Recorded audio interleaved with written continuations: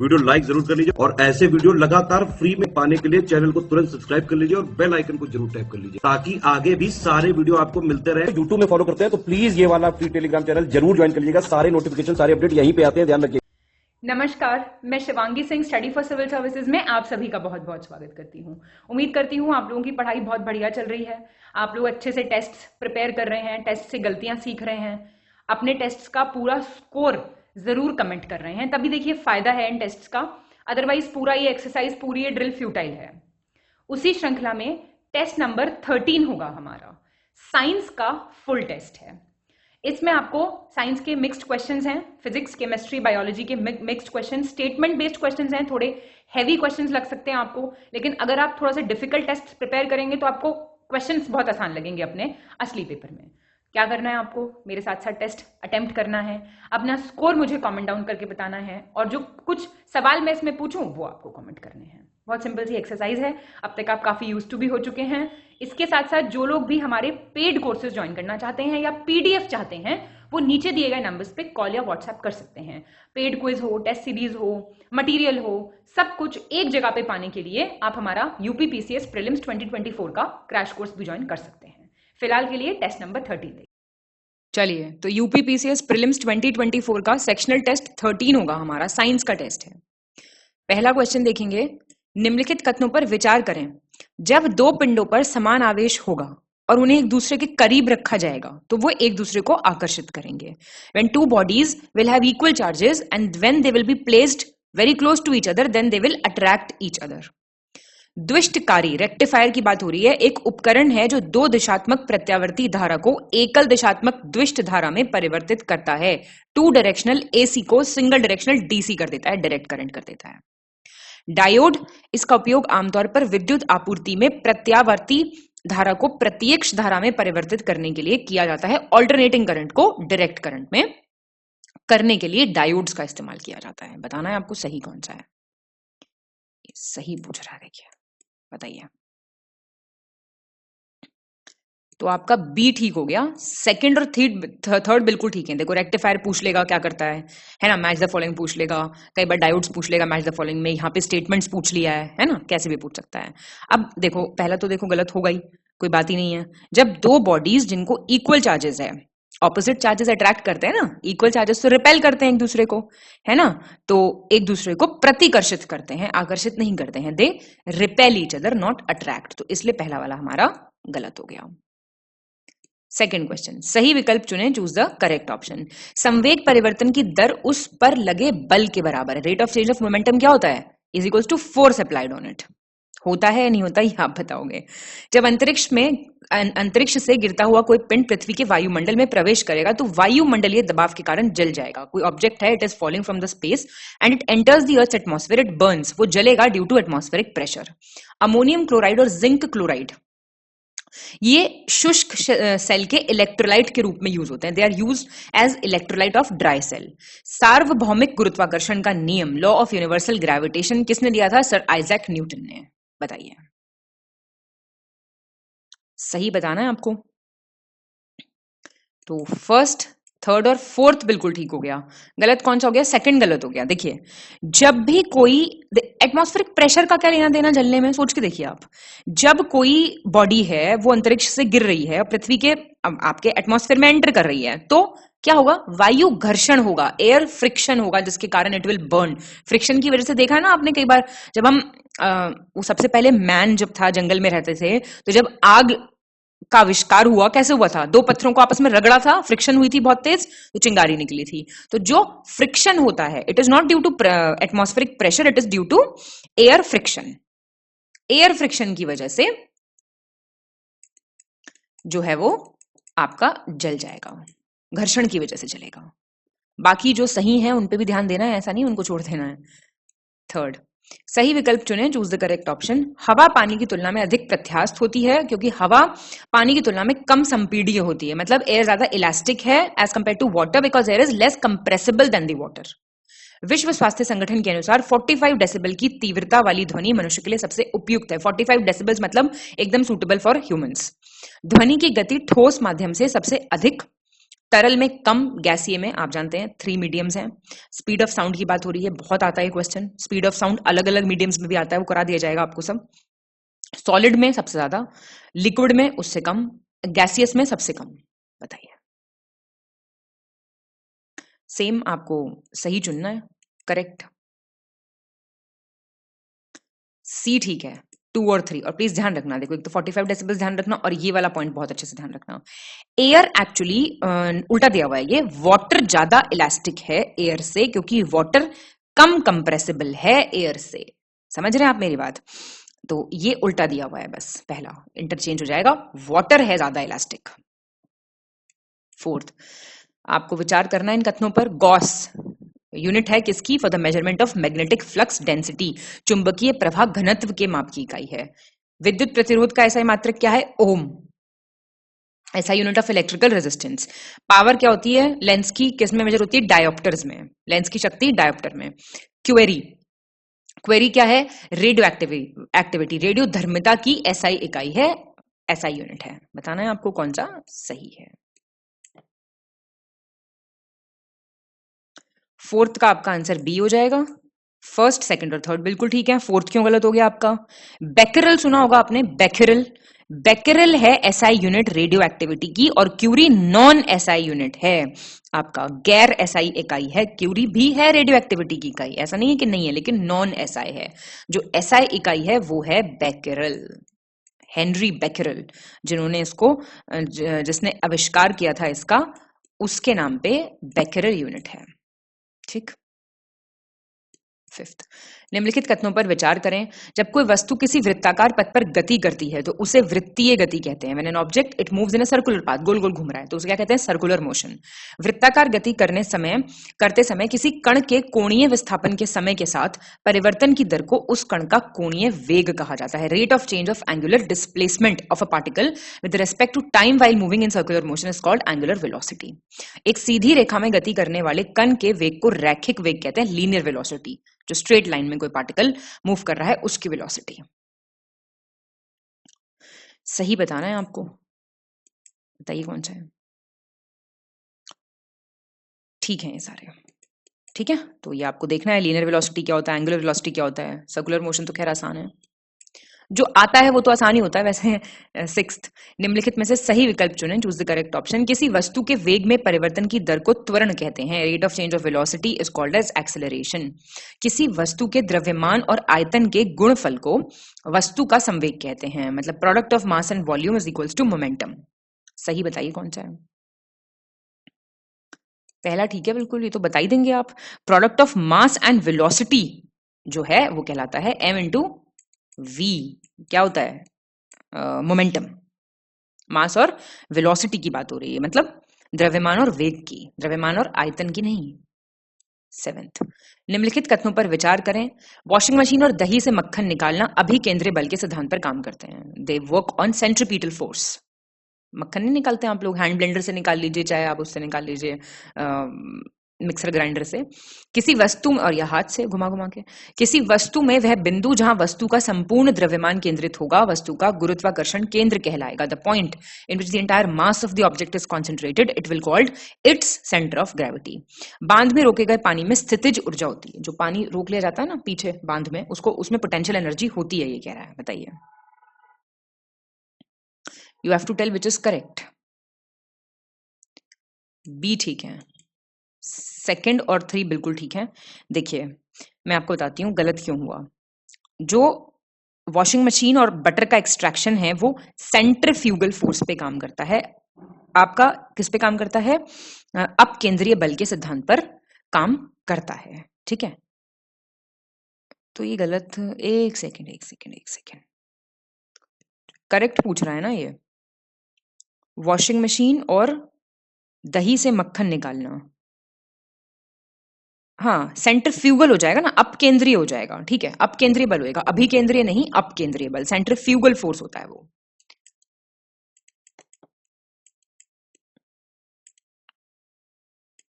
बाकी ठीक है। 8th, विचार कीजिए।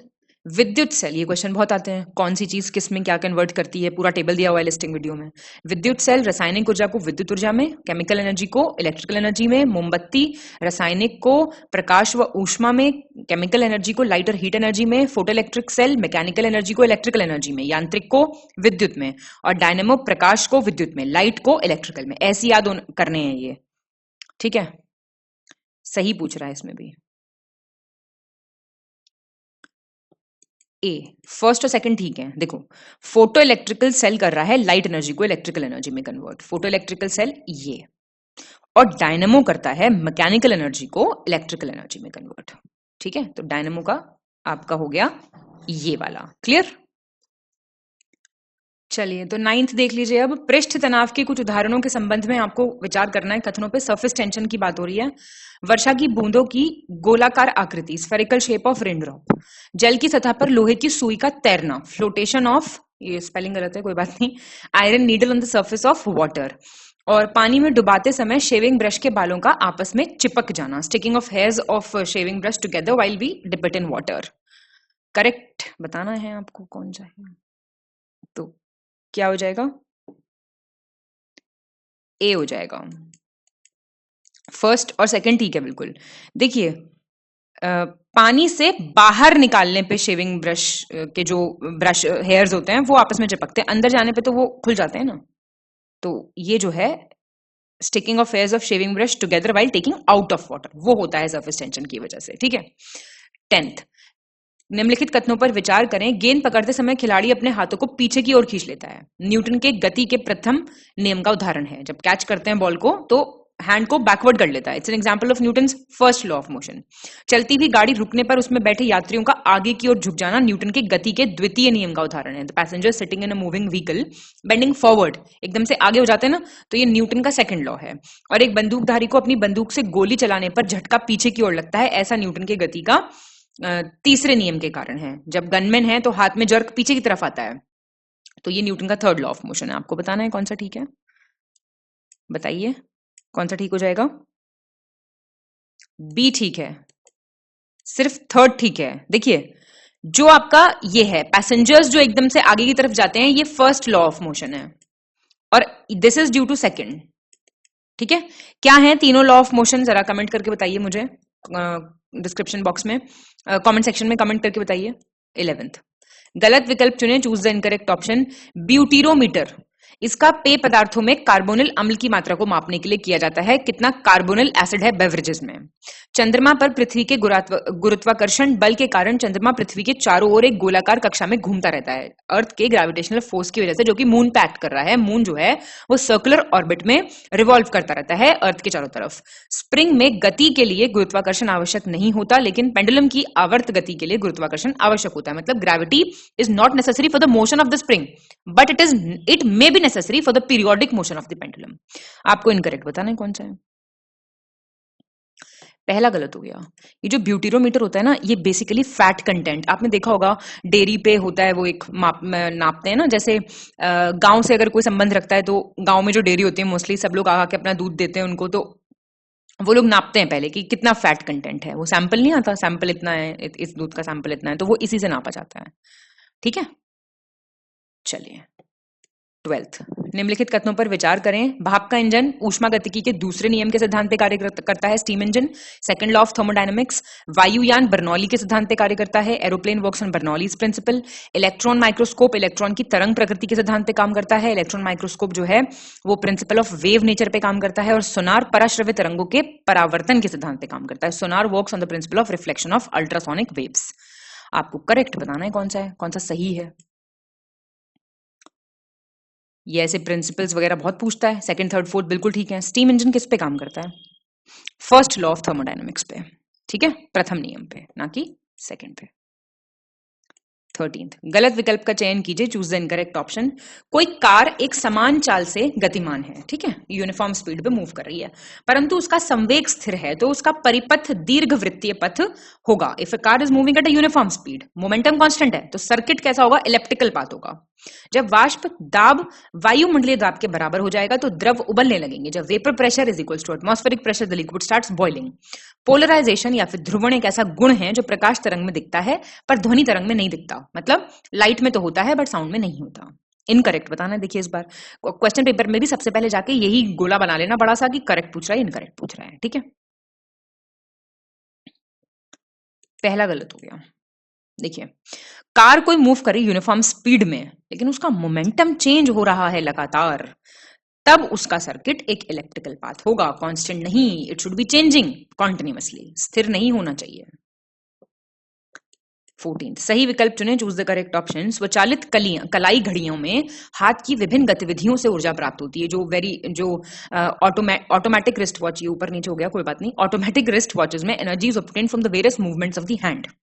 जब कोई व्यक्ति अति संवेदनशील स्केल पर खड़ा होकर गहरी सांस लेता है तो स्केल की रीडिंग कम हो जाएगी। When a person is standing on a very sensitive scale and the person inhales deeply तो reading of the scale will decrease. प्रत्यानयन बल के लिए जड़त्व की आवश्यकता होती है क्योंकि वह वस्तु को संतुलन के माध्यम से आगे बढ़ाता है जिसके परिणाम स्वरूप सरल आवर्त गति होती है। रेस्टोरिंग फोर्स जो है उसमें इनर्शिया लगता है। As that keeps the object moving through equilibrium resulting in simple harmonic motion, SHM जिसको कहते हैं।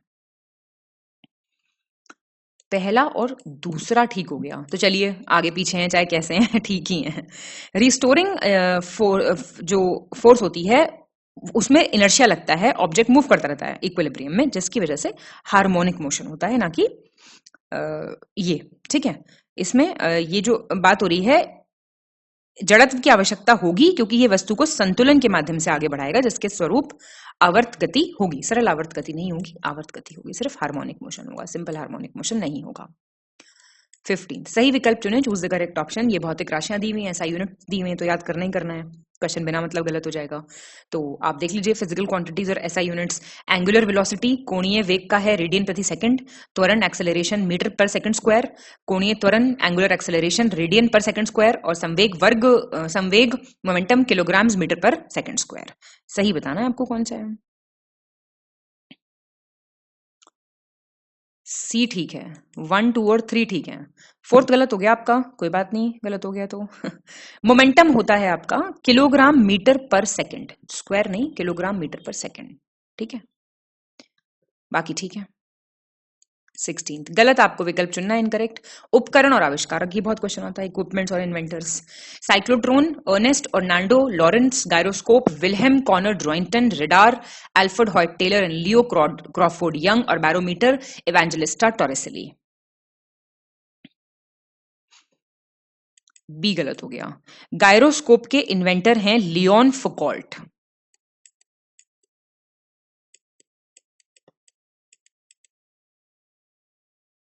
लियोन फुकॉल्ट। ठीक है, रेडार की फुल फॉर्म बताइए जरा मुझे क्या होती है। ठीक, और इन्होंने क्या इन्वेंट किया था, बहुत फेमस है, एक्सरे। ये भी आता है क्वेश्चन रोइंटगन पे। 17 निम्नलिखित कथनों पर विचार कीजिए। अवतल दर्पण, बहुत फेवरेट क्वेश्चन है ये। से बनने वाला प्रतिबिंब वास्तविक तथा आभासी होगा। कॉन्केव मिरर पे जो इमेज बनेगी that will be real and virtual. उत्तल दर्पण से बनने वाला प्रतिबिंब हमेशा आभासी, सीधा और छोटा होगा। It will always be convex पे जो बनेगा वर्चुअल, इरेक्ट एंड डिमिनिश्ड। और समतल दर्पण द्वारा निर्मित प्रतिबिंब हमेशा आभासी और सीधा होगा, प्लेन मिरर पे वर्चुअल और इरेक्ट होगा। सही बताना है कौन सा है।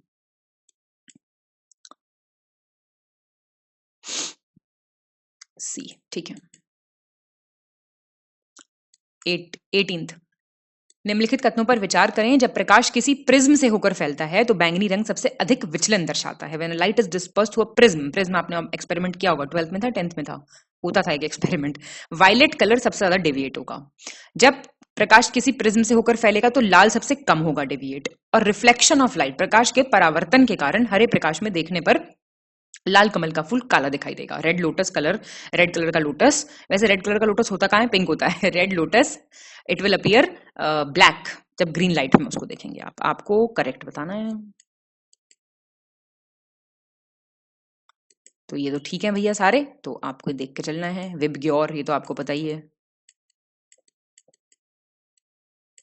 तो तभी तो रेड दूर से दिखता है क्योंकि डेविएशन नहीं होता ना, तभी तो रेड लाइट्स में रेड कलर यूज होता है। 19th सही विकल्प चुनें, choose the correct option. Gas में उत्पन्न होने वाली ध्वनि तरंगे अनुदैर्ध्य तरंगे कहलाती हैं। Sound waves generated in the gas are called longitudinal waves. तापमान में वृद्धि या कमी करने पर उस मध्याह्न में प्रकाश का वेग अपरिवर्तित रहता है। Temperature of light remains unchanged as the temperature in a medium increases. उत्तल दर्पण का उपयोग दंत चिकित्सा में दांतों की दृश्य, प्रत्यक्ष और आवर्धित छवियां प्राप्त करने के लिए किया जाता है। कॉन्वेक्स मिरर्स यूज होते हैं डेंटिस्ट्री में to obtain virtual, direct and magnified images of teeth. सही बताना है आपको। पहला और दूसरा ठीक है।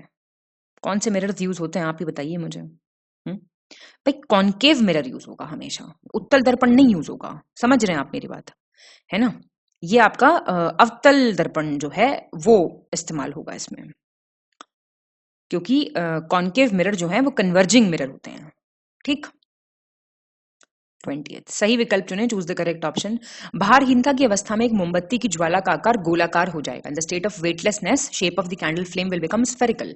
लेजर विकिरण के उत्तेजित उत्सर्जन द्वारा प्रकाश प्रवर्धन का संक्षिप्त रूप है। Laser is a short form for light amplification by stimulated emission of radiation. एक चुंबक, आपको इंग्लिश वाला ही याद करना चाहिए, जैसे रेडार है, लेजर है, ये सब। एक चुंबकीय कंपास सुई हमेशा उत्तर पश्चिम की ओर इशारा करती है। नॉर्थ वेस्ट डायरेक्शन में मैग्नेटिक नीडल जो है, कंपास नीडल पॉइंट आउट करती है। सही बताना है आपको। तो ये आपका डी हो जाएगा। फर्स्ट और सेकंड ठीक है। मैग्नेटिक नीडल्स हमेशा नॉर्थ की तरफ, उत्तर की तरफ होती है, ना कि उत्तर पश्चिम। 21 सही विकल्प चुनें, चूज द करेक्ट ऑप्शन। फुसफुसाहट, फुसफुसाहट समझते हैं आप, कि शोर की तीव्रता का स्तर है 20 डेसिबल से 40 डेसिबल। ठीक है, ये इंटेंसिटी होगा, कोई बात नहीं। 20 to 40 डेसिबल्स। विस्परिंग, वैसे अच्छे से पढ़ाई कीजिए आप, तो ये विस्परिंग हो गई। ठीक है। पत्तों की सरसराहट, पत्तों की सरसराहट तो नहीं बोल के बता पाऊंगी मैं, 20 तक होती है, 20 डेसिबल्स। रसल ऑफ लीफ, जैसे वो सर सर सर होती है ना, वो। चमगादड़ 20 किलो हर्ट्ज से ऊपर की ध्वनि सुनने में सक्षम है। ये मतलब काफी bats they are capable of hearing sound above 20 kilo hertz. और एलिफेंट्स 20 हर्ट्ज से नीचे। हाथी, बताइए। डी हो जाएगा। तो ये ठीक है, बिल्कुल आपको पता होगा। देखिए, मनुष्य के कान जो हैं, आप देखिएगा तो 20 हर्ट्ज से 20,000 हर्ट्ज तक सुन सकते हैं। ठीक, तो अगर हम देखें तो जैसे सिंपल कॉन्वर्सेशन हो रही है, बातचीत, तो वो होती है आपकी 60 डेसिबल तक, 30 से 60 डेसिबल तक। और बैट्स जो हैं ये अल्ट्रासोनिक आवाजें सुन सकते हैं, और एलिफेंट्स इंफ्रासोनिक, मतलब बहुत ही कम भी सुन सकते हैं। ठीक, याद रखना है आपको। 22 सही विकल्प चुनें, चूज द करेक्ट ऑप्शन। काला रंग गर्मी का बहुत अच्छा अवशोषक है, इसलिए गर्मियों में काले कपड़े सीधे सूर्य से प्राप्त ऊष्मा की पूरी मात्रा को अवशोषित कर लेते हैं और कुछ भी अपवर्तित नहीं करते, जिससे हमें और भी ज्यादा गर्मी लगती है। Black colour, it's a very good absorber of heat. So in summer black clothes absorb the entire amount of heat received directly from the sun and they do not refract anything, जिसकी वजह से हमें गर्मी लगती है। इसलिए तो हम कहते हैं व्हाइट कलर के कपड़े पहनने चाहिए। चलिए, डीजल इंजन ईंधन को प्रज्वलित करने के लिए स्पार्क प्लग पर निर्भर नहीं होते, इसलिए डीजल इंजन में कोई स्पार्क प्लग नहीं होता। दे do not rely on spark plugs, diesel engine, तो इनमें स्पार्क प्लग होता ही नहीं। बताओ, बी ठीक है। करेक्ट पूछ रहा था ना। ब्लैक कलर जो है वो बहुत ही अच्छा एब्जॉर्बर है हीट का, तो ये रिफ्लेक्ट नहीं करते, रिफ्रैक्ट की नहीं, अपवर्तित। और ध्यान रखना, परावर्तित में फर्क है, रिफ्लेक्शन में और रिफ्रैक्शन में ध्यान रखना। ये कुछ रिफ्लेक्ट बैक नहीं करते, इसलिए हमें इनमें काले कपड़ों में गर्मी लगती है। ठीक है। 23 सही विकल्प चुनें, choose the correct option. Metre scale का उपयोग 10⁻³ से लेकर 10⁻² मीटर तक की लंबाई मापने के लिए किया जाता है। Metre scale. वर्नियर कैलिपर्स किस लिए कहां तक की लेंथ नापते हैं? 10⁻⁻⁴ मीटर्स तक की। स्क्रू गॉज और स्फेरोमीटर वो लंबाई नाप सकता है 10⁻⁹ मीटर्स तक की। सही बताना है आपको। ए हो जाएगा। फर्स्ट और सेकंड ठीक है। स्क्रू गॉज और स्फेरोमीटर ना, ये आपके 10⁻⁻⁵ तक की नाप सकते हैं, ना कि -9 तक की।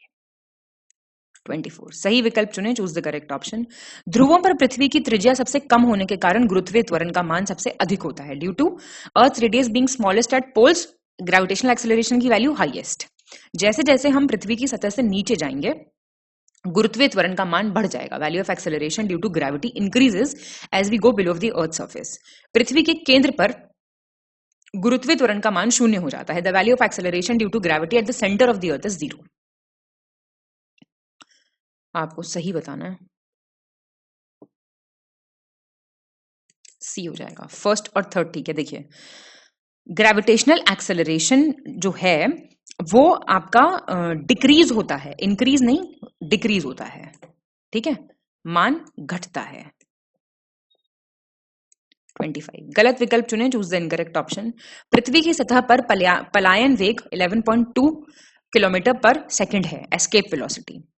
चंद्रमा पर एस्केप वेलोसिटी 4.2 किलोमीटर पर सेकंड है। चंद्रमा पर गुरुत्वाकर्षण के कारण त्वरण का मान पृथ्वी पर गुरुत्वाकर्षण के कारण त्वरण के मान का 1/6 है। The value of acceleration due to gravity on moon is 1/6 times the value of acceleration due to gravity on earth. और चंद्रमा पे एक व्यक्ति का वजन पृथ्वी पर एक व्यक्ति के वजन का 1/6 है। Weight of person on moon is 1/6 of the wait of a person on earth. बताओ इनकरेक्ट। बी गलत हो गया, 2.4 किलोमीटर हो जाएगा ये, ना कि 4.26। सही विकल्प चुने, चूज द करेक्ट ऑप्शन। किसी कक्षा में घूम रहे उपग्रह की कुल ऊर्जा उसकी गुरुत्वाकर्षण, स्थितिज ऊर्जा और गतिज ऊर्जा का योग होती है। Total energy of a satellite moving in an orbit is the sum of its gravitational potential energy and kinetic energy. पृथ्वी के गुरुत्वाकर्षण खिंचाव से बचने के लिए उपग्रह के लिए आवश्यक ऊर्जा की न्यूनतम मात्रा को बंधन ऊर्जा कहा जाता है। बाइंडिंग एनर्जी जो है, it is the minimum amount of energy required for satellite to escape the gravitational pull of earth. किसी उपग्रह द्वारा ग्रह के चारों ओर एक चक्कर पूरा करने में लगने वाले समय को उपग्रह का परिक्रमण काल कहा जाता है। The time taken by satellite to complete one revolution around the planet is called the period of revolution of the satellite. ये तो ठीक है सारे। ओहो, कहां से कहां चला गया ये पेन। डी ठीक है ये।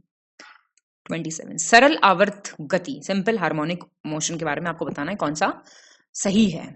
किसी स्प्रिंग से लटके द्रव्यमान की गति motion of a mass suspended from a spring. किसी सरल लोलक की गति motion of a simple pendulum. किसी घर्षण रहित क्षैतिज तल पर किसी स्प्रिंग से बंधे द्रव्यमान की गति motion of a mass attached to a spring on a frictionless horizontal plane. तो ये ठीक है सारे। 28 सही विकल्प चुने, चूज द करेक्ट ऑप्शन। क्रांतिक ताप पर पृष्ठ तनाव शून्य होता है। Surface tension is 0 at critical temperature. आदर्श द्रवों का पृष्ठ तनाव शून्य होता है। Surface tension of ideal liquids is 0। ताप बढ़ने पर किसी द्रव का पृष्ठ तनाव घटता है। By increasing the temperature the surface tension of a liquid decreases. ताप घटाने पर किसी द्रव का पृष्ठ तनाव बढ़ता है। अगर आप टेम्परेचर घटा देंगे तो सरफेस टेंशन बढ़ जाएगा। बताइए सही बताना आपको कौन सा है।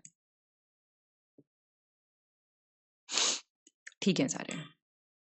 29 तरल पदार्थ में दबाव के नियम के संबंध में सही विकल्प चुनना आपको। Law of pressure in liquids. द्रव के भीतर एक क्षैतिज तल पर स्थित सभी बिंदुओं पर द्रव दाब समान होता है। Liquid pressure is the same at all points located on a horizontal plane inside the liquid. द्रव के भीतर किसी भी बिंदु पर द्रव का दाब सभी दिशाओं में बराबर होता है। The pressure of the liquid at any point inside the liquid is equal in all directions. किसी द्रव पदार्थ द्वारा डाला गया दबाव हमेशा द्रव के संपर्क में आने वाले सतह के लंबवत होगा। The pressure exerted by liquid हमेशा परपेंडिकुलर होगा to the surface in contact with the liquid. और द्रव के भीतर किसी बिंदु पर द्रव दाब की सतह के आकार व क्षेत्रफल पर निर्भर नहीं करता है। The liquid pressure at any point inside the liquid does not depend on the shape and area of the surface. आपको सही बताना है। तो ये बिल्कुल सारे सही हैं, प्लीज इनको पढ़ते जाइए। ऐसे वाले जो क्वेश्चंस करवाए जा रहे हैं आपको स्टेटमेंट बेस्ड थोड़े हैवी लग रहे होंगे, कोई बात नहीं, यहाँ पे करके जाएंगे टफ तो बहुत आसान लगेगा पेपर। 30 सही विकल्प चुनें, चूज द करेक्ट ऑप्शन। एक ही पदार्थ के अणुओं के बीच लगने वाले आकर्षण बल को संसंजक बल कहते हैं, cohesive force. The force of attraction that acts between molecules of the same substance is called cohesive force. विभिन्न पदार्थों के अणुओं के बीच लगने वाले आकर्षण को आसंजक बल कहते हैं। The force of attraction between molecules of different substances is called adhesive force. किसी केशिका में द्रव के ऊपर चढ़ने अथवा नीचे उतरने की घटना को केशिकात्व कहा जाता है। The phenomena of a liquid rising और falling in a capillary is called capillarity. Correct बताना है। सही हैं सारे। तो ये सारी जितनी चीजें आ रही हैं, कोहेसिव फोर्सेस, एक second, cohesive forces, adhesive forces, capillarity, है ना, कुछ भी जैसे आपका टर्मिनोलॉजी आ रही हो कहीं पे, तो ये सारी चीजें आप देखते रहिए साथ साथ। 31 सही विकल्प चुनें, चूज द करेक्ट ऑप्शन। प्रत्यास्था की सीमा के अंदर प्रतिबल सदैव विकृति के अनुक्रमानुपाती होता है, इसे हुक का नियम कहते हैं। Within the limit of elasticity stress is always proportional to strain, this is called Hooke's law. Huygens का सिद्धांत, ह्यूजेंस प्रिंसिपल कह सकते हैं इसको। यदि कोई पिंड पूरी तरह से पानी में डूबा हुआ है तो विस्थापित तरल पदार्थ का आयतन पिंड के आयतन के बराबर होगा। मान लीजिए कोई बॉडी कंप्लीटली सबमर्ज्ड है तो volume of fluid displaced is equal to the volume of the body. आप ही बताइए, ये आपने कब पढ़ा ह्यूजेंस प्रिंसिपल? कौन सा प्रिंसिपल है ये? Archimedes principal. आर्किमिडीज प्रिंसिपल है ये, ठीक है। 32 सदिश राशि, वेक्टर स्केलर क्वांटिटी जरूर आना है भैया, याद रखना। बताओ, डिस्प्लेसमेंट, विस्थापन, वजन, वेट, स्पेलिंग गलत है कोई नहीं, ऊर्जा, एनर्जी, बल, आघूर्ण, टॉर्क। सी गलत हो गया ना। देखो हिंदी इंग्लिश दोनों के लिए बता रही हूं मैं। सदिश अदिश, सदिश राशियां कौन सी हैं? आपका विस्थापन, वेग, बल, वजन, बल, आघूर्ण, संवेग, त्वरण, ये सब। Mass, distance, time, speed, volume, temperature, sorry नहीं, displacement, velocity, force, weight, torque, momentum, acceleration, ये सब क्या है? Vector quantity. स्केलर कौन कौन सी हैं? स्केलर के एग्जांपल बताओ। द्रव्यमान, दूरी, समय, गति, आयतन, तापमान, घनत्व, विद्युत धारा, कार्य, शक्ति, ऊर्जा, ठीक, गति, ये सब। Mass, distance, time, speed, volume, temperature, क्या बोला मैंने? डेंसिटी, और electric current, work, power, energy, speed, ये सब क्या है? स्केलर क्वांटिटीज हैं। 33 विचार करना है, बस आंसर नहीं करना।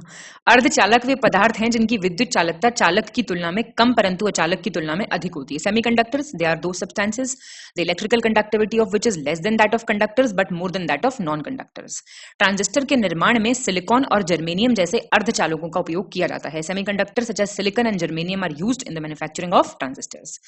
आकाशीय बिजली वायुमंडल में विपरीत रूप से आवेशित बादलों के बीच एक विद्युत निर्वाहन होती है। Lightning is an electrical discharge between oppositely charge clouds in the atmosphere. Answer C, ठीक है, बिल्कुल पढ़ते जाओ इनको, ठीक है। लाइटनिंग, बिजली कड़कना। सेमीकंडक्टर्स तो आप समझते ही हैं। सेमीकंडक्टर्स क्या होते हैं? ये वो सब्सटेंस होते हैं जिनकी इलेक्ट्रिकल कंडक्टिविटी कम होती है कंडक्टर्स से, है ना, लेकिन ज्यादा होती है नॉन कंडक्टर्स से। सिंपल। यहाँ पे आपके सेमीकंडक्टर्स की डेफिनेशन तैयार कर सकते हो आप, अपनी लाइटनिंग की कर सकते हो तैयार। ऐसे करके चीजें प्रिपेयर करते जाना है। 34 विचार करें फिर से। संवहन द्वारा ऊष्मा स्थानांतरण केवल ठोस और द्रवों में होता है। Heat transfer by convection occurs only in solids and liquids. संवहन विभिन्न तापमान वाले तरल पदार्थ के संचलन द्वारा ऊष्मा हस्तांतरण की प्रक्रिया है। कन्वेक्शन क्या है? It's the process of heat transfer by circulation of fluids having different temperatures. अच्छा जी, किसी तरल का उसके क्वथनांक से कम तापमान पर गैस में बदलना वाष्पीकरण कहलाता है, जिसके द्वारा पानी तरल से गैस या वाष्प में बदल जाता है। The transformation of a liquid into a gas at any temperature lower than its boiling point is called evaporation, by which water changes from a liquid to gas और वेपर। सही बताना है आपको कौन सा है। दूसरा और तीसरा ठीक है।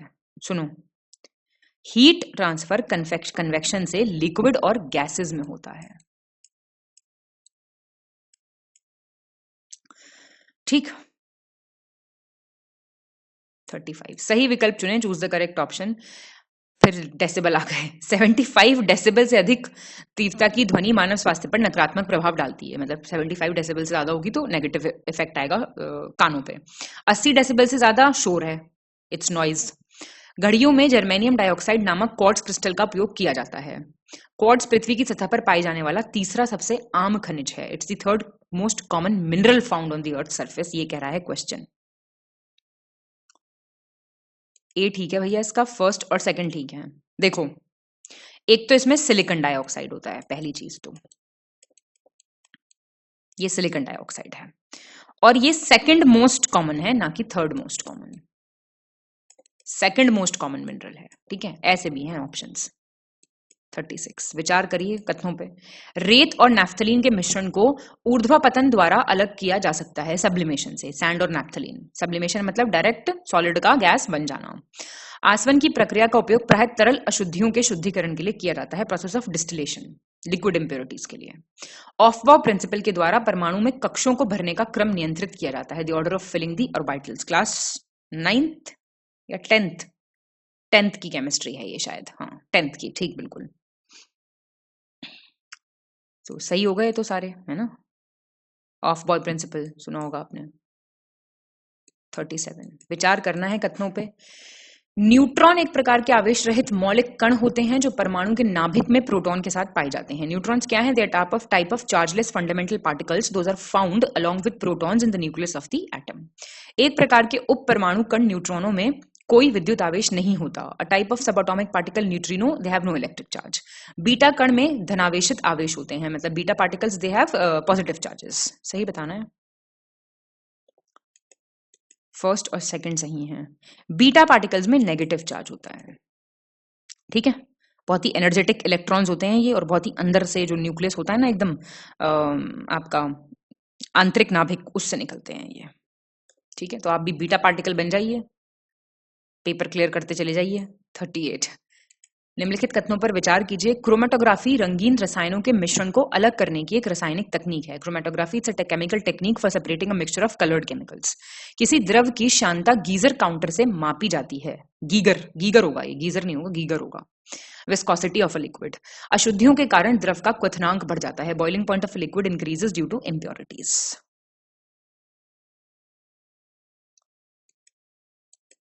गलत पूछ रहा था ये इस बार, सेकंड गलत है। गाइगर काउंटर से आप जानते हैं क्या नपता है? रेडियो एक्टिविटी, ना कि विस्कोसिटी। 39 सही विकल्प चुनना आपको, करेक्ट ऑप्शन। एक परमाणु के केंद्र का धनावेशित हिस्सा नाभिक कहलाता है। Positively charged part of the centre of the atom is called nucleus. Electron, proton तथा न्यूट्रॉन परमाणु नाभिक के मुख्य अवयव होते हैं। Electrons, protons and neutrons are the main components of an atomic nucleus. वे परमाणु जिनमें न्यूट्रॉन की संख्या समान लेकिन प्रोटॉन की संख्या भिन्न भिन्न होती है समस्थानिक कहलाते हैं। Those atoms which have same number of neutrons but different number of protons are called isotopes, या फिर ऑल ऑफ द अबव। पहला ठीक है ये, देखिए प्रोटॉन्स न्यूट्रॉन्स, प्रोटॉन्स और न्यूट्रॉन्स, इलेक्ट्रॉन्स नहीं, इससे बनता है एटॉमिक न्यूक्लियस, ठीक है। और आइसोटोप्स तो ठीक दिया हुआ है, नहीं आइसोटोप्स भी गलत है। जिन एटम्स का सेम प्रोटॉन्स होते हैं, जिनमें न्यूट्रॉन्स नहीं, जिसमें सेम प्रोटॉन्स होते हैं, सिमिलर पी, और डिफरेंट न्यूट्रॉन्स, ठीक है, अलग अलग न्यूट्रॉन्स होते हैं, वो कहलाते हैं आइसोटोप्स। 40 ठोस अशुद्धियों के शुद्धिकरण के लिए निम्नलिखित में से किन प्रक्रियाओं का उपयोग किया जाता है? सॉलिड इंप्योरिटीज को रिमूव करने के लिए। सब्लिमेशन, ऊर्ध्वपतन, आसवन, डिस्टिलेशन, क्रिस्टलीकरण, क्रिस्टलाइजेशन। फर्स्ट और 3 अभी देखा तो आपने, डिस्टिलेशन तो लिक्विड्स के लिए होता है ना, तो ये होता है आपका सॉलिड इंप्योरिटीज के लिए।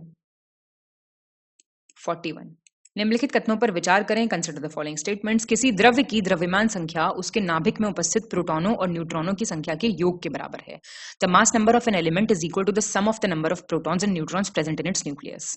पाश्चुरीकरण का संबंध दुग्ध के निर्जलीकरण से है। Pasteurization is related to dehydration of milk. और आपका जल अपघटन में ऊर्जा ऊष्मा के रूप में निर्गमित होती है। Energy is produced in the form of heat and hydrolysis. पहला और तीसरा ठीक है। पैस्चराइजेशन का मतलब थोड़ी डिहाइड्रेशन होता है, डिसइंफेक्शन होता है ना, जो कीटाणु शोधन जिसको कहते हैं, तो डिहाइड्रेशन थोड़ी हो जाएगा। डिहाइड्रेशन से तो मिल्क पाउडर बन जाएगा। 42 सही विकल्प चुनें, choose the correct option. Potassium सर्वाधिक क्रियाशील धातु है, मोस्ट रिएक्टिव मेटल। आवर्त सारणी में लिथियम सबसे हल्की धातु है, लाइटेस्ट लिथियम। ऑस्मियम आपका पृथ्वी पे पाई जाने वाली सबसे भारी धातु है, हेवीएस्ट। यूरेनियम ब्रह्मांड में प्राकृतिक रूप से पाए जाने वाला सबसे भारी रेडियोधर्मी तत्व है, heaviest radio active element naturally occurring in the universe. भैया बिल्कुल ठीक है, सारे याद कर लो। 43 सोडियम को केरोसिन में सुरक्षित रूप से संग्रहित किया जाता है। Sodium is kept in under kerosene. Plaster of Paris रासायनिक रूप से कैल्शियम सल्फेट हेमीहाइड्रेट के रूप में जाना जाता है। और मोती की रासायनिक संरचना कैल्शियम कार्बोनेट से बनी होती है। The chemical composition of pearls. C ठीक है बिल्कुल। तो ये देख लेना, सेमी हाइड्रेट आ जाएगा, कुछ और लिखा आ जाएगा, ध्यान रखना है इसको, ठीक है। कैल्शियम कार्बोनेट तो खैर सही लगा ही लोगे। 44 गलत विकल्प चुने, चूज द इनकरेक्ट ऑप्शन। चूना पत्थर को रासायनिक रूप से कैल्शियम कार्बोनेट कहते हैं, लाइमस्टोन इज कैल्शियम कार्बोनेट। प्रदीप्ति लैंप में सर्वाधिक सामान्यतः निम्न दाब युक्त पारा वाष्प और आर्गन गैस भरी जाती है। Fluorescence lamps they are most commonly filled with low pressure mercury vapour and argon gas. Welding में उपयोग की जाने वाली गैसें नाइट्रोजन और एसिटिलीन है। बताइए इनकरेक्ट। सी गलत हो गया। वेल्डिंग में आपकी ऑक्सीजन और एसिटिलीन यूज होती है, ना कि नाइट्रोजन। 45 सही विकल्प चुनें, choose the correct option. Refrigerant के रूप में उपयोग की जाने वाली फ्रीऑन गैस को रासायनिक रूप से क्लोरोफ्लोरो हाइड्रोकार्बन के रूप में जाना जाता है, CFCs। याद आ रहा है कुछ? एनवायरमेंट याद आ रहा है इससे? अम्लीय वर्षा वायुमंडल में सल्फर डाइऑक्साइड और नाइट्रोजन ऑक्साइड की उपस्थिति के कारण होती है। आपको सही बताना है। सही है दोनों, तो इससे आपको आना चाहिए बहुत कुछ याद। एनवायरमेंट में बहुत सारी ट्रीटीज और सब याद आना चाहिए। 46 सही विकल्प चुने, choose the correct option. Pyrene का उपयोग अग्निशामक के रूप में किया जाता है, फायर एक्सटिंग्विशर के रूप में। जौ के अंकुरित बीजों के किण्वन से बने शराब को बियर कहते हैं। Liquor made from the fermentation of germinated seeds of barley is called beer. कहते हैं जौ का पानी है, कुछ नहीं है, ठीक है। एथाइल अल्कोहल को वुड स्पिरिट के नाम से भी जाना जाता है। Ethyl alcohol is known as wood spirit. Aqua regia 3:1 के अनुपात में हाइड्रोक्लोरिक एसिड और नाइट्रिक एसिड का मिश्रण। एक्वारीजिया जिसमें पुराने जो वो होते थे, इसको वो बोलते हैं ना किंग ऑफ एसिड्स। बी ठीक है। फर्स्ट, सेकंड और फोर्थ ठीक है, थर्ड गलत हो गया। मिथाइल अल्कोहल है ये, मिथाइल ना कि इथाइल, वुड स्पिरिट। 47 निम्नलिखित में से कौन सा प्राकृतिक बहुलक नहीं है, नेचुरल पॉलीमर नहीं है? फेवरेट क्वेश्चन यूबीपीसीएस का। रेशम, सिल्क, ऊन, प्राकृतिक रबर, लेदर। नेचुरल रबर नहीं है, नेचुरल रबर पॉलीमर होता है आइसोप्रीन का, ठीक है। आइसोप्रीन का एक बहुलक है, नेचुरल पॉलीमर मतलब आइसोप्रीन का बहुलक है, ना कि ये, और ये बाकी के नेचुरल हैं। 48 थर्मोप्लास्टिक के संबंध में गलत विकल्प का चयन करना है आपको। इनकरेक्ट कौन सा है? Teflon, neoprene, polystyrene, polythene. Neoprene. Neoprene thermoplastic नहीं है, बाकी के हैं, तो प्लीज बाकी के जरूर ध्यान रख लो। टेफ्लॉन है, पॉलिस्ट्रीन है, पॉलिथीन है। 49 किस बहुलक का उपयोग बुलेट प्रूफ विंडोज के निर्माण में किया जाता है? केवलार, पॉलीकार्बोनेट, पॉलीएमाइड या फिर लैमिनेटेड कांच ग्लास। बी पॉलीकार्बोनेट, ठीक। ध्यान रखना, केवलार आपने सुना है? केवलार, केवलार से बनते हैं बुलेट प्रूफ जैकेट, ठीक। बुलेट प्रूफ विंडोज बनती हैं पॉलीकार्बोनेट से, और ये पॉलीएमाइड भी वैसे यूज होता है बुलेट प्रूफ क्लोथिंग के लिए, कपड़े ही बनते हैं इससे, और लैमिनेटेड ग्लास से भी बुलेट प्रूफ जैकेट्स बनती हैं। 50 हाफ वे आ गए हैं आप। मैच द फॉलोइंग करना है आपको, कर दीजिए जरा फटाफट से, फिर बताते हैं आपको।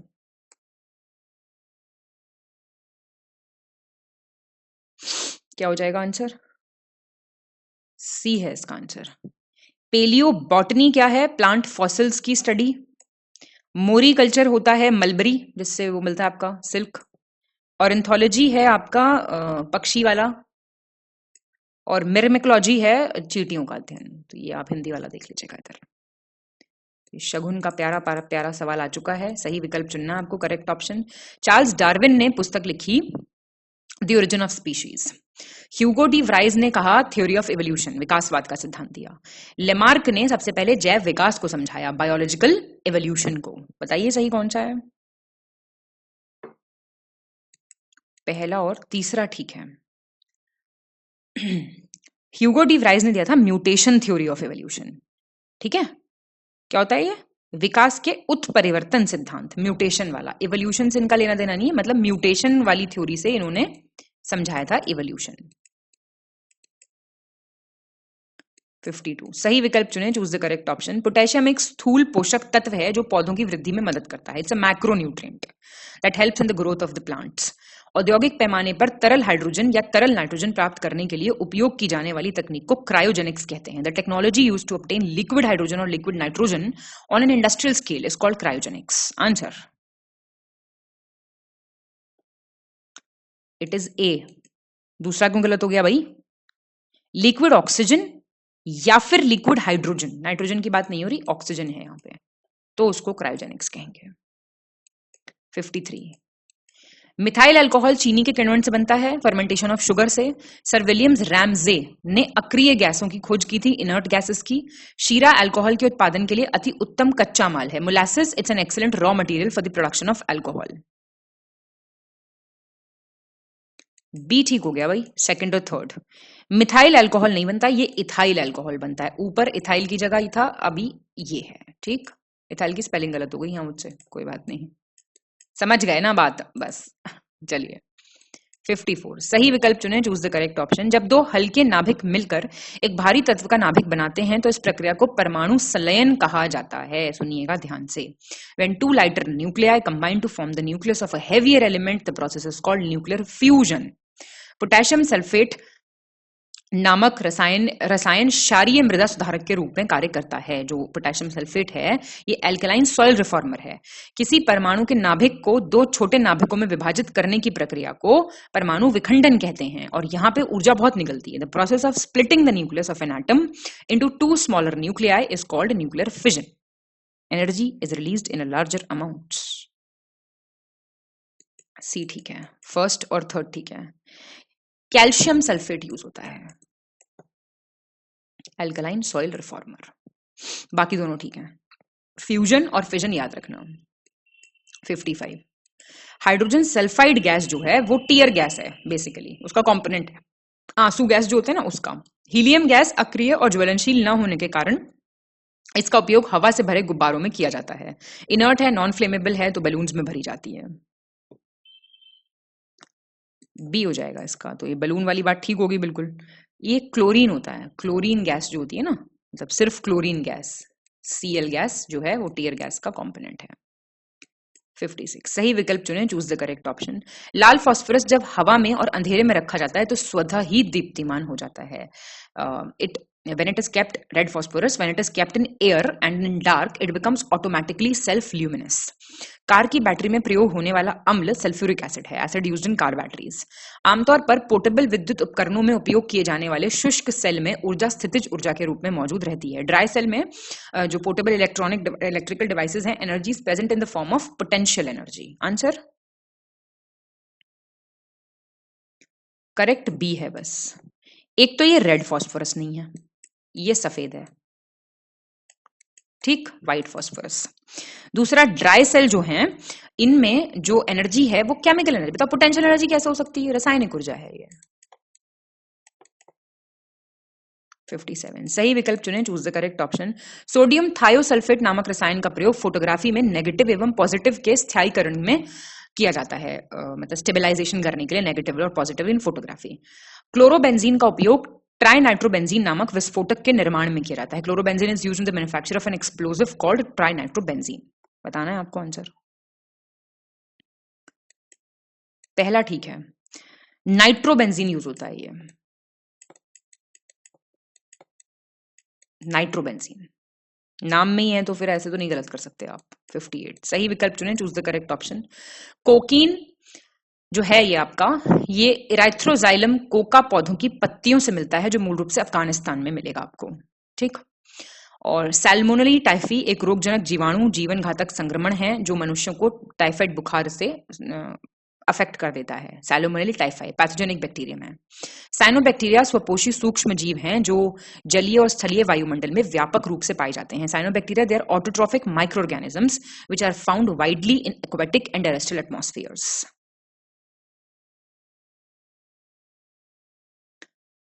बी सही है, सेकंड और थर्ड। पहला क्यों गलत हो गया? कोकेन एक्चुअली आपका सब कुछ ठीक दिया हुआ है, ये अफगानिस्तान में नहीं मिलता, ये साउथ अमेरिका का प्लांट है। 59 गलत विकल्प चुने, चूज द इनकरेक्ट ऑप्शन। अधिवृक्क ग्रंथि कॉर्टिसोल और एल्डोस्टेरॉन जैसे स्टेरॉइड हार्मोन्स स्रावित करती है। एड्रिनल ग्लैंड जो है वो स्टेरॉइड हार्मोन्स को सिक्रेट करता है, कॉर्टिसोल और एल्डोस्टेरॉन। सभी प्रोकैरियोटिक जीवधारियों के साथ साथ मोनेरा तथा एक कोशीय यूकैरियोटिक जीवों को प्रतिष्ठा जगत के अंतर्गत रखा गया है। along with all the prokaryotic organisms, Monera and unicellular eukaryotic organisms have been placed under Protista kingdom. Virus में प्रोटीन के अतिरिक्त 2 अन्य आनुवांशिक पदार्थ आरएनए और डीएनए भी होते हैं। जेनेटिक मटेरियल्स इनकरेक्ट बताना है आपको। सी गलत हो गया। देखिए, अपार्ट फ्रॉम प्रोटीन वायरस में आपके जेनेटिक मटेरियल होते हैं आरएनए और डीएनए। मतलब आरएनए और डीएनए कहीं भी सेम साथ में नहीं हो सकते, एंड नहीं हो सकता, ये और होगा। समझ रहे हैं क्यों गलत हुआ ये? ठीक है, बाकी ठीक है। 60 सही विकल्प चुनें, चूज द करेक्ट ऑप्शन। किसी क्षार या अम्ल की प्रबलता उसके द्वारा उत्पन्न H पॉजिटिव आयन या OH नेगेटिव आयनों की संख्या पर निर्भर करता है। स्ट्रेंथ किसी एसिड या बेस का किस पर डिपेंड करता है? Number of H positive ions और OH negative ions produced by it. शुद्ध जल उदासीन होता है, इसका pH मान 7 है, न्यूट्रल होता है। कोई पदार्थ अम्लीय है या क्षारीय, इसका परीक्षण करने के लिए विशेष प्रकार के पदार्थों का उपयोग किया जाता है जिन्हें सूचक कहते हैं। भाई टेस्ट करना है आपको व्हाट इज एसिडिक और व्हाट इज बेसिक, तो कुछ सब्सटेंसेस यूज होते हैं जिनको कहते हैं इंडिकेटर्स। जब अम्लीय क्षारीय पदार्थों वाले घोल में सूचक मिलाए जाते हैं तो उनका रंग बदलता है। इंडिकेटर्स चेंज करते हैं ना कलर अपना, ब्लू लिटमस टेस्ट होता है, रेड लिटमस टेस्ट होता है, ऐसे। यदि कोई जलीय विलयन क्षारीय है तो उसका pH मान 7 से कम होगा। अगर कोई एक्वस सोल्यूशन अल्कलाइन है तो उसका pH will always be less than 7। आपको सही बताना है कौन सा है। तो सारे ठीक हैं, एक गलत है। क्यों हुआ गलत? देखिए, जब कोई एक्वस सोल्यूशन अल्कलाइन है तो उसका pH बड़ा होगा, it will be greater than 7। और यदि वो एसिडिक है तो लेस देन 7 होगा, और अगर वो न्यूट्रल है तो इज इक्वल्स टू 7 होगा। समझे फर्क? तो बाकी बिल्कुल ठीक है। प्योर वाटर का देख लेना, और भी कुछ कुछ जैसे ब्लड का पूछता है pH कितना है, कॉफी का कितना है, आप बताइए मुझे। ठीक है, ह्यूमन ब्लड का कमेंट करके बताइए, ये क्वेश्चन आता है काफी बार। चलिए 61, निम्नलिखित कथनों पर विचार करें। जर्मन सैद्धांतिक भौतिकी विज्ञानी मैक्स प्लांक ने क्वांटम सिद्धांत का प्रतिपादन किया था, क्वांटम थ्योरी प्रपाउंड की थी। एक शुष्क सेल में अमोनियम क्लोराइड और जिंक क्लोराइड का विद्युत अपघट्य के रूप में प्रयोग किया जाता है इलेक्ट्रोलाइट्स के रूप में ड्राई सेल में। और ग्लोबर सॉल्ट जो है वो कॉपर सल्फेट का डेकाहाइड्रेट रूप है, it's a decahydrate form of copper sulphate. ये कॉमन नेम, साइंटिफिक नेम, इन पे बहुत क्वेश्चंस आते हैं। पहला और दूसरा ठीक है। ग्लोबर सॉल्ट जो है वो डेकाहाइड्रेट है सोडियम सल्फेट का।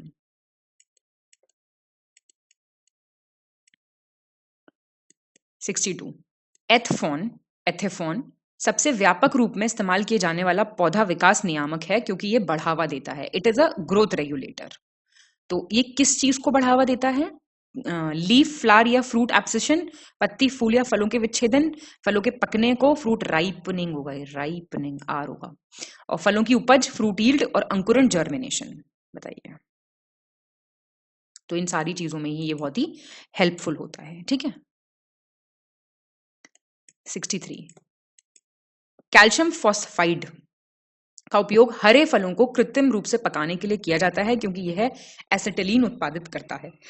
Calcium phosphide is used for artificial ripening of the green fruits because it produces acetylene. प्रथम विश्व युद्ध में सबसे अधिक इस्तेमाल किए जाने वाली गैस थी मस्टर्ड गैस। और 3 दिसंबर 1984 को मध्य प्रदेश के भोपाल में यूनियन कार्बाइड इंडिया लिमिटेड नामक कीटनाशक संयंत्र से 40 टन से अधिक मिथाइल आइसोसाइनाइड गैस का रिसाव हुआ था। बताइए करेक्ट कौन सा है? बी ठीक है, पहला गलत हो गया है। कैल्शियम कार्बाइड सुना भी होगा आपने नाम, ये बहुत ही कंफ्यूज करने के लिए आपको चीजें दी जा रही हैं। Calcium carbide. 64, सही विकल्प चुनें, चूज द करेक्ट ऑप्शन। एक तरलीकृत पेट्रोलियम गैस ब्यूटेन का उपयोग आमतौर पर सिगरेट लाइटर में किया जाता है। सिगरेट लाइटर्स में ब्यूटेन फिल की जाती है as fuel. Hydrated copper sulphate को आमतौर पर ब्लू विट्रियल या नीला थोथा के नाम से जाना जाता है। मानव आहार में पॉलिश किए हुए चावल का उपयोग पेलाग्रा रोग का कारण बनता है। Use of polished rice in human diet causes pellagra disease. First और सेकंड ठीक है। बेरी बेरी, पेलाग्रा नहीं, बेरी बेरी, इन डिजीजेस, विटामिन और वो सब कुछ आपको करना होगा। ठीक है, बेरी बेरी। 65, कॉपर के यौगिक पटाखों को नीला रंग देते हैं। Copper compounds blue colour, barium हरा कलर देता है पटाखों को, लिथियम पटाखों को लाल रंग देता है, और सोडियम जो है वो येलो या गोल्डन। बताइए। तो ये सही है सारे, तो इनको देख लीजिए, है ना। मेन कलर्स तो यहाँ पे दे ही दिए गए हैं। ब्लू कौन दे रहा है, ग्रीन कौन दे रहा है, रेड कौन दे रहा है, गोल्ड या येलो कौन दे रहा है। 66। इथाइलिन जो है उसका उपयोग के संबंध में आपको सही विकल्प चुनना है। मस्टर्ड गैस के बनने में, मैन्युफैक्चरिंग में, फलों के पकने के लिए, मेटल्स जो डलते हैं ना कटिंग और जॉइनिंग में, धातुओं को काटने जोड़ने में, और पॉलिथीन बनने में, कीटनाशक पेस्टिसाइड के रूप में। बताना है आपको। बी ठीक है, फर्स्ट सेकंड थर्ड फोर्थ ठीक है। ये आपका पेस्टिसाइड के रूप में नहीं इसका इस्तेमाल होता है, एनेस्थेटिक के रूप में होता है। ठीक है। 67। निम्नलिखित में से कौन सा बहुलक आमतौर पर इलेक्ट्रिक स्विच और ये इलेक्ट्रिक स्विच होगा, ठीक है ना, कोई बात नहीं, ये विच लिखा हुआ है। इलेक्ट्रिक स्विच, बर्तन के हैंडल, इन सब के बनाने में काम आता है। टेफ्लॉन, बेकेलाइट, पार्लॉन या फिर टेक्सॉल। बी बेकेलाइट काम आता है, सुना भी होगा आपने, आजकल बहुत चल रहा है ना। टेफ्लॉन आपका उसमें यूज होता है, कोटिंग नहीं होती टेफ्लॉन की। टेक्सॉल आपका एंटी कैंसर सब्सटेंस बनाने में यूज काम आता है। नायलॉन वगैरह, नायलॉन या फिर परलॉन जो है ये आपका फाइबर है, प्लास्टिक है, और वो रस्सियां वस्सियां बनने के काम आता है। ठीक है। और ये नॉन स्टिक बर्तन। 68। सही विकल्प चुनें, choose the correct option. Gun powder potassium nitrate, charcoal तथा सल्फर का मिश्रण होता है गन पाउडर। पिक्रिक एसिड बनता है फिनॉल और कॉन्सेंट्रेटेड नाइट्रिक एसिड के रिएक्शन से। और ट्राई नाइट्रोफिनॉल बनाने के लिए सोडियम नाइट्रेट यूज होता है आजकल नाइट्रोग्लिसरीन की जगह। बताना है आपको। तो पहला और दूसरा ठीक है। डायनामाइट जो आजकल बनता है ना, डायनामाइट, इसके बनने में सोडियम नाइट्रेट यूज होता है इंस्टेड ऑफ नाइट्रोग्लिसरीन। ठीक है। बाकी ठीक है। 69। सही विकल्प चुनें, चूज द करेक्ट ऑप्शन। किसी भी ईंधन की गुणवत्ता को ऑक्टेन नंबर द्वारा व्यक्त किया जाता है। The quality of any fuel is expressed by the octane number. ईंधन का ऊष्मीय मान किलो जूल प्रति किलोग्राम इकाई में व्यक्त किया जाता है। कैलोरीफिक वैल्यू जो है फ्यूल की, it is expressed in unit kilo, क्या यूनिट है, किलो जूल पर किलोग्राम। और जल में कार्बन डाइऑक्साइड प्रवाहित करने से बना सोडा वाटर प्रकृति में क्षारीय होता है। Soda water made by passing carbon dioxide and water is alkaline in nature. तो ये ए और बी ठीक है। सोडा वाटर बनता है कार्बन डाइऑक्साइड पानी में डाल के, तो वो अल्कलाइन थोड़ी होता है, एसिडिक होता है। कोल्ड ड्रिंक शोल्ड ड्रिंक ना पिया करो इतनी, ठीक है, एसिडिक होती है ये। 70। निम्नलिखित कथनों पर विचार करें। सोडियम हाइड्रोक्साइड को आप क्या कहते हैं, बेकिंग सोडा। सोडियम बाइकार्बोनेट को कॉस्टिक सोडा। सोडियम कार्बोनेट को वॉशिंग सोडा। और सोडियम ऑक्सीक्लोराइड को ब्लीचिंग पाउडर। बी ठीक है। 3 और 4 अच्छा क्वेश्चन है बहुत। सोडियम हाइड्रोक्साइड है आपका कॉस्टिक सोडा। सोडियम बाइकार्बोनेट है आपका बेकिंग सोडा। ठीक। 71।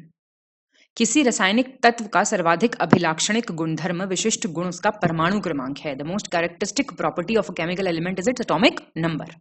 किसी परमाणु की परमाणु संख्या से न्यूट्रॉन की संख्या का पता चलता है। एटॉमिक नंबर से पता चलता है कितने न्यूट्रॉन्स हैं। तरंग कण द्वैत प्रकृति के अनुसार एक इलेक्ट्रॉन को कण और तरंग दोनों के रूप में वर्णित किया जा सकता है। According to the wave particle duality nature, electron can be described as both a particle and a wave. Answer पहला और तीसरा ठीक है। देखिए, प्रोटॉन्स जो होते हैं ना, वो रिवील करते हैं आपके एटॉमिक नंबर को, ना कि न्यूट्रॉन्स। 72। सही विकल्प चुनना आपको करेक्ट ऑप्शन। रेडियोधर्मी वस्तुओं को सीसा से बने पात्र में रखा जाता है। रेडियो एक्टिव एलिमेंट्स को लेड में रखा जाता है, जो लेड से बने हुए कंटेनर्स होते हैं। बीटा किरणों के उत्सर्जन से समभारिक उत्पन्न होते हैं। Isobars are produced by the emission of beta rays. एक रेडियोधर्मी धातु प्लूटोनियम जो हवा के संपर्क में आने पे पीला हो जाता है, येलोइश हो जाता है जब एयर के कांटेक्ट में आता है। रेडियोकार्बन डेटिंग जानवरों और पौधों के जीवित अवशेषों की आयु निर्धारित करने की एक विधि है for determining the age of living remains of animals and plants. आपको सही बताना है कौन सा है। तो ये सही है आपके सारे, ठीक है। 73 सही विकल्प आपको चुनना है।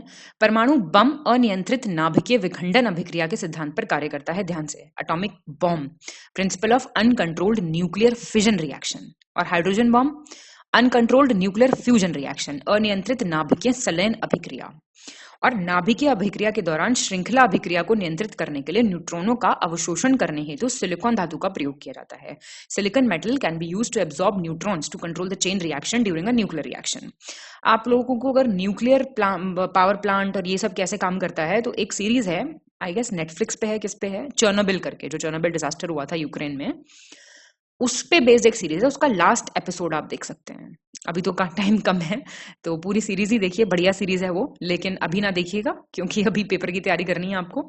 लेकिन कभी टाइम हो आपके पास तो वो जरूर देखिएगा आप, चर्नोबिल, उसका खासकर लास्ट एपिसोड, उसमें बहुत ही अच्छे तरीके से एक न्यूक्लियर रिएक्टर की वर्किंग दिखाई है। परमाणु प्रस्फोटन अनियंत्रित श्रृंखला अभिक्रिया के द्वारा प्रेरित होता है। Nuclear explosion is caused by an uncontrolled chain reaction. First, second और फोर्थ ठीक है, थर्ड गलत हो गया आपका, कोई बात नहीं। क्या हो गया इसमें, तो ये बोरॉन यूज होता है, बोरॉन, ठीक है। तो कभी देखिएगा आप, है ना, सही लगेगा आपको।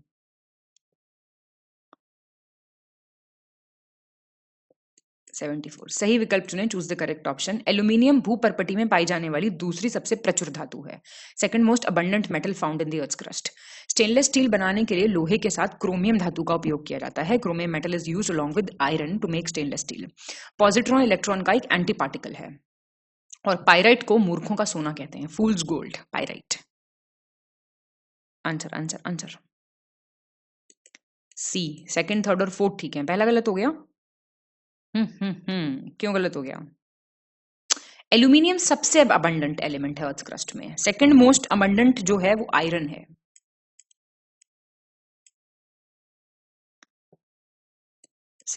गलत विकल्प चुने, choose the incorrect option. Carbon tetrachloride को आमतौर पर पायरीन भी कहा जाता है, कार्बन टेट्राक्लोराइड। और आइडोफोम जो है उसका उपयोग घावों की ड्रेसिंग के लिए एंटीसेप्टिक के रूप में किया जाता है, आइडोफोम। लुई पास्टर ने पेनिसिलिन का आविष्कार किया था। और ट्राई नाइट्रोग्लिसरीन विस्फोटक को नोबेल का तेल कहा जाता है, नोबेल्स ऑयल।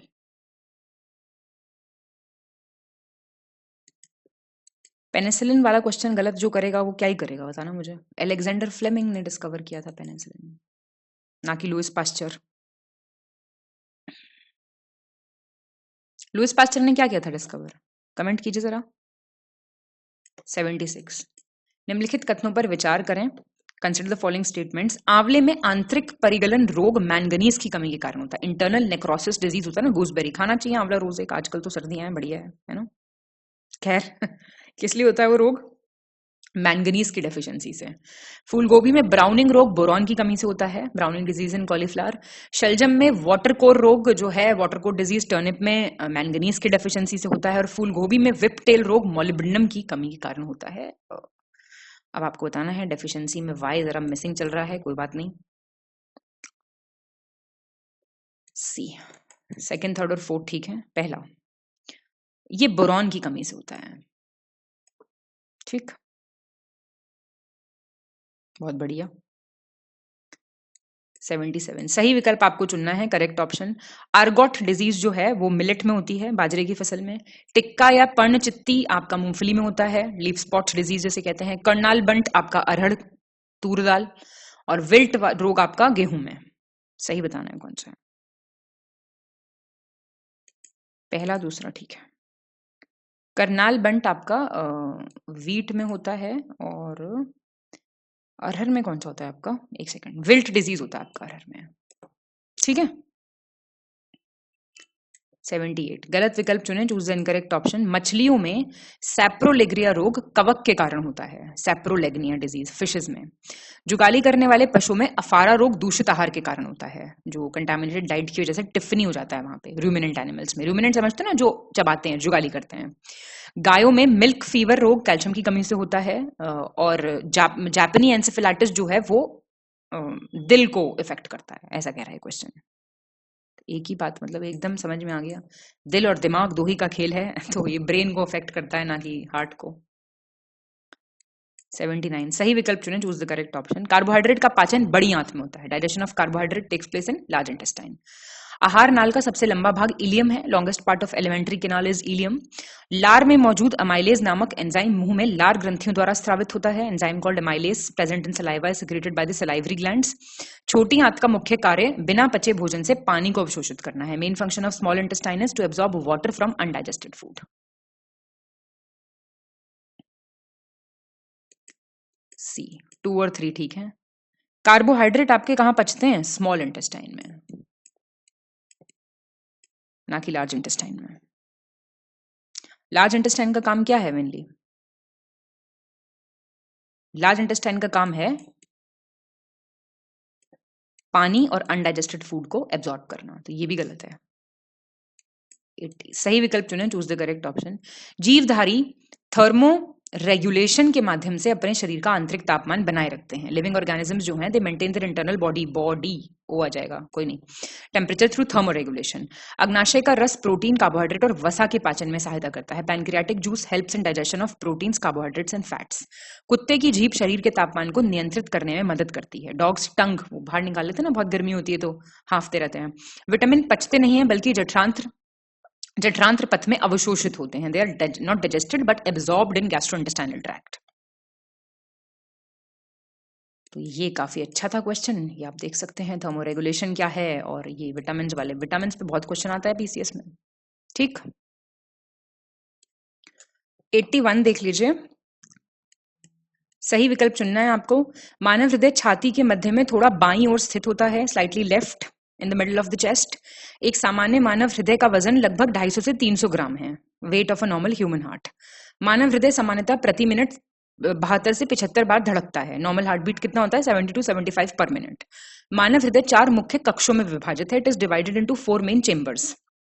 हृदय में ऐसी कोशिकाएं होती हैं जो विद्युत तरंगे उत्पन्न करती हैं, इन्हें पेसमेकर कोशिकाएं कहा जाता है। इलेक्ट्रिकल वेव्स जनरेट होती हैं, सेल्स जो जनरेट करते हैं जिनको पेसमेकर सेल्स कहते हैं। आंसर सारे ठीक हैं, देख सकते हो आप इसमें। ठीक है, 82 सही विकल्प चुने, चूज द करेक्ट ऑप्शन।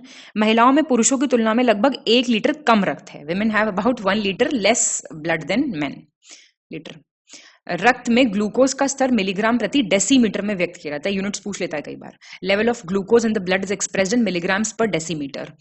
फिर आपका रक्त में ग्लूकोज को नियंत्रण करने के लिए अग्नाशय में से इंसुलिन नामक हार्मोन स्रावित होता है। और hormone called insulin is secreted from the pancreas to regulate glucose in the blood.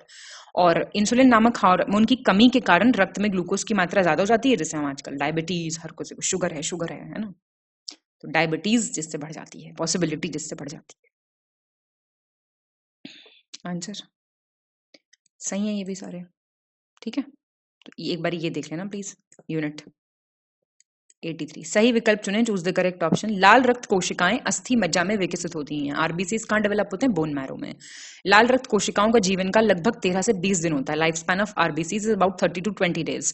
प्लीहा पुरानी लाल रक्त कोशिकाओं को नष्ट करने का कार्य करती है। Spleen works to destroy the old RBCs. हमारे रक्त का लगभग 55% भाग प्लाज्मा से बनता है, 55%।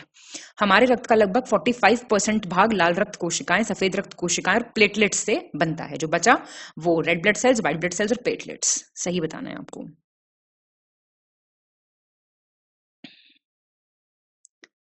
सी ठीक है। 1, 3, 4 और 5 दूसरा गलत हो गया भैया। रेड ब्लड सेल्स का जो टाइम है वो 120 दिन होता है, 120 दिन। 84 निम्नलिखित में से किस विटामिन की कमी से एनीमिया और थकान और कमजोरी होती है? Pantothenic acid, pyridoxine, biotin, folic acid. तो ये डी की कमी से होती है। देखो पैंटोथेनिक क्या है आप जानते होंगे, विटामिन B5 है ये, B5। इसके स्किन डिजीज वगैरह होते हैं, बालों का सफेद होना, ये सब। पायरोक्सिडिन क्या है? B6 है। इनके देखो ये वाले नाम याद रखने पड़ेंगे आपको जरूर से, है ना। इसके जैसे एनीमिया हो जाता है, स्किन डिजीज हो जाती है, मसल में क्रैम्प जल्दी जल्दी आना। बायोटिन आपका B7 आजकल तो बहुत चल रहा है, बायोटिन खाओ बाल वगैरह के लिए। और B9 है आपका फॉलिक एसिड। ठीक है, एनीमिया, थकान, ये प्रेगनेंसी में सबसे ज्यादा फॉलिक एसिड स्टार्ट किया जाता है ना, इसीलिए। 85 सही विकल्प चुनें, choose the correct option. Ligament एक प्रकार का संयोजी उत्तक है जो एक हड्डी को दूसरी हड्डी से जोड़े रखता है। Ligament it's a type of connective tissue that connects one bone to another. एक वयस्क मनुष्य में 206 अस्थियां पाई जाती हैं जो कंकाल तंत्र का निर्माण करती हैं। Tendon is a type of connective tissue that connects muscle to bone. कंडरा मांसपेशियों को हड्डी से जोड़ने वाला एक प्रकार का संयोजी उत्तक होता है। ये क्वेश्चन हो गया थोड़ा सा गड़बड़, इधर उधर हो गया, कोई बात नहीं। टेंडोन जो है कनेक्टिव टिश्यू है और एक स्वस्थ मनुष्य में हीमोग्लोबिन की सामान्य मात्रा है 15 ग्राम प्रति 100 मिलीग्राम ऑफ ब्लड। तो ये ठीक है सारे। 86 घर्षण के संबंध में आपको निम्नलिखित कथनों पर विचार करना है। फ्रिक्शन से रिलेटेड, माचिस की तीली घर्षण के कारण जलती है और किसी वाहन के टायरों और सड़क के बीच घर्षण बल वाहनों को रोकने में मदद करता है, जो फोर्स ऑफ फ्रिक्शन होती है ना टायर और रोड के बीच में। ऊष्मा उत्पन्न करने के लिए दोनों हाथों को आपस में रगड़ने से घर्षण होती है, आप समझ गए ना, रबिंग ऑफ हैंड। चौक और ब्लैक बोर्ड के बीच में हमें लिखने में फ्रिक्शन हेल्प करता है, बताना है आपको कौन सा ठीक है। ये सारे लाभ हैं एक्चुअली घर्षण के, ठीक है ये सारे। फिसल नहीं जाओगे अगर नहीं होगा तो घर्षण कहीं पे चलते वक्त ही। गहरे समुद्र में गोताखोर हवा के स्थान पर सांस लेने के लिए हीलियम और ऑक्सीजन के मिश्रण का उपयोग करते हैं, deep sea diverse. Xenon gas को स्ट्रेंजर गैस कहते हैं और हवा में कैल्शियम सल्फाइड की उपस्थिति के कारण पीतल का रंग फीका पड़ जाता है। द ब्रास जो है, ब्रास वो डिस्कलर हो जाता है due to the presence of calcium sulphide in the air. पहला दूसरा ठीक है, पहला और दूसरा ठीक है। ये आपका हाइड्रोजन सल्फाइड की वजह से होता है, ना कि कैल्शियम सल्फाइड की वजह से। 88 सही विकल्प चुनें, चूज द करेक्ट ऑप्शन। पौधों में कोशिका झिल्ली के अतिरिक्त एक बाहरी मोटी परत होती है जिसे कोशिका भित्ति कहते हैं। In addition to the cell membrane in the plants they have an outer thick layer called cell wall. कोशिका द्रव्य एक जेली जैसा पदार्थ है जो कोशिका झिल्ली और केंद्रक के बीच में मिलता है। साइटोप्लाज्म क्या है? It's a jelly like substance. जंतु कोशिकाओं में कोशिका भित्ति और क्लोरोफिल की कमी होती है। Animal cells they lack cell wall and chlorophyll. ठीक है सारे, ये पॉइंट देख लेना, बहुत इंपॉर्टेंट है, ऐसे वाले पॉइंट्स में फंसाता है। 89 गलत विकल्प चुने, choose the incorrect option. Pepsin नामक एंजाइम प्रोटीन के पाचन में सहायक है in the digestion of proteins. Pepsin help करता है। राइबोसोम को प्रोटीन का फैक्ट्री कहते हैं। Ribosome is called the factory of protein. लार में मौजूद टाइलिन नामक एंजाइम स्टार्च के पाचन में मदद करता है। जो टाइलिन है ये पी से शुरू होता है वैसे। It helps in the digestion of starch. Saliva में मिलता है ये, तो बताना आपको कौन सा सही है। मतलब गलत कोई है ही नहीं, सारे सही हैं। ठीक है, फैक्ट्री ऑफ प्रोटीन याद रखना क्या है। 90 मनुष्य के पास 3 प्रकार की पाचन ग्रंथियां हैं, लार ग्रंथियां, यकृत और अग्नाशय। डाइजेस्टिव ग्लैंड्स कितने हैं? सलाइवरी ग्लैंड्स है, लिवर है और पैनक्रियाज हैं। विटामिन डी की उपस्थिति में मानव शरीर में कैल्शियम का अवशोषण बढ़ जाता है। एब्जॉर्प्शन ऑफ कैल्शियम जो है इट इंक्रीजेस। और छोटी आंत की जांच को कोलोनोस्कोपी के रूप में जाना जाता है, एग्जामिनेशन ऑफ स्मॉल इंटेस्टाइन। पहला दूसरा ठीक है। कोलोनोस्कोपी जो है वो लार्ज इंटेस्टाइन की जांच है। 91 सही विकल्प चुनें, चूज द करेक्ट ऑप्शन। यकृत बिना किसी एंजाइम को स्रावित किए पाचन में मदद करता है। Liver helps in digestion without secreting enzymes. यकृत त्वचा और फेफड़े उत्सर्जन में सहायक अंग हैं, ये एक्सक्रीशन में हेल्पफुल हैं। लिवर, स्किन और लंग्स। एल्कोहल के विषहरण के लिए लिवर जिम्मेदार होता है। Liver is responsible for the detoxification of alcohol. यकृत मानव शरीर की सबसे बड़ी ग्रंथि है, largest gland of human body. और यकृत ब्लड प्रेशर को नियंत्रित करता है, इट कंट्रोल्स ब्लड प्रेशर। बहुत अच्छा क्वेश्चन है। लिवर बहुत ही इंपॉर्टेंट चीज है, ठीक है। और बस ठीक है सारे, क्या बताएं और। 92 निम्नलिखित में से इसी यही लिवर ही सिक्रीट करता है बाइल जूस। सुना है ना आपने, बाइल, ये बड़ा इंपॉर्टेंट जूस होता है। ये बाइल जूस जो है ये एक सैक में स्टोर्ड रहता है जिसको आप गॉल ब्लैडर कहते हैं। तो ये फैट्स के डाइजेशन में बहुत इंपॉर्टेंट रोल प्ले करता है। निम्नलिखित में से कौन सा विटामिन पानी में घुलनशील नहीं है? Not soluble in water. Very important question. Thiamine, niacin, biotin. None of these. देखिए 9 विटामिन हैं जो कि सॉल्युबल हैं पानी में, ध्यान दीजिएगा 9 हैं ऐसे विटामिन। आपका folic acid, thiamine, riboflavin, niacin, pantothenic acid, biotin, pyridoxine, cobalamin और विटामिन सी। ठीक है, बी वाले और सी वाले।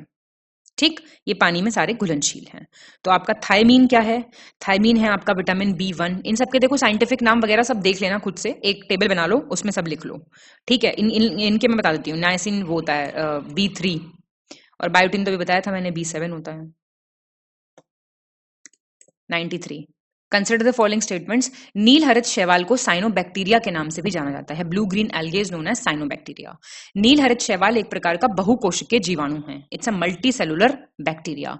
नील हरित शैवाल का उपयोग धान की फसल के लिए मिट्टी में वायुमंडलीय नाइट्रोजन को संस्थापित करने के उद्देश्य से किया जाता है। Blue green algae is used for the purpose of fixing atmospheric nitrogen in the soil. और नील हरित शैवाल प्रकाश संश्लेषण से ऊर्जा ग्रहण करके वायुमंडलीय नाइट्रोजन का भूमि में स्थिरीकरण करता है। It captures energy from photosynthesis and fixes the atmospheric nitrogen in the soil. B ठीक हो गया। 1, 3 और 4 दूसरा गलत हो गया, ये यूनिसेलुलर है।